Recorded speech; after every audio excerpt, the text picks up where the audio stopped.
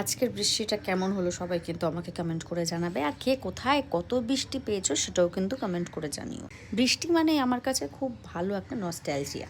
ছোটবেলা বৃষ্টির সময় বাবা বা মা যখন স্কুল থেকে আনতে যেত, আমি কিন্তু জল পাড়িয়ে পাড়িয়ে আসতাম। তারপর যখন একটু বড় হলাম তখন বন্ধুরা সবাই মিলে দল বেঁধে জলে নামতাম আর বৃষ্টি ভিজে ভিজেই ফিরতাম। ছাতা থাকলেও কিন্তু ব্যাগ থেকে বার হতো না। কিন্তু যখন সেটা চাকরি জীবনে পৌঁছালো তখন কিন্তু ঠিক উল্টোটা। আজকে যদি ভিজি, কালকে যদি আবার ভেজার কারণে জ্বর আসলে অফিসে যেতে না পারি, সেই জন্য ছাতাটা না খুলতে চাইলেও খুলতাম। আর এখন যখন খুব বৃষ্টি হয় তখন কিন্তু বেশ ভালো লাগে, খুব মন ভরে দেখি আর এই পুরনো কথাগুলো মনে পড়ে। তোমাদেরও কি সেম হয় বলো তো?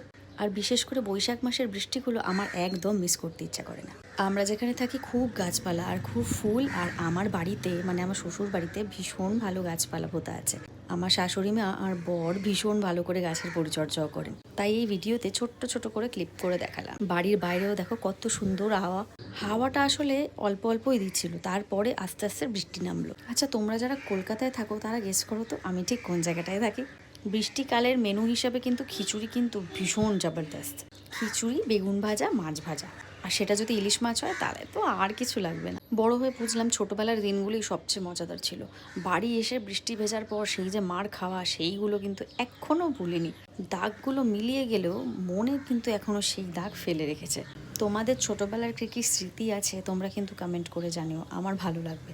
এত ভিডিও তোমাদের সাথে শেয়ার করি, সব রকম ভিডিও তোমাদের সাথে শেয়ার করি। আর প্রায় 2 বছর হয়ে গেল আমার এই ইউটিউব চ্যানেল। তোমাদের এত ভালোবাসা আর এত কিছু আমার কিন্তু বেশ ভালোই লাগে।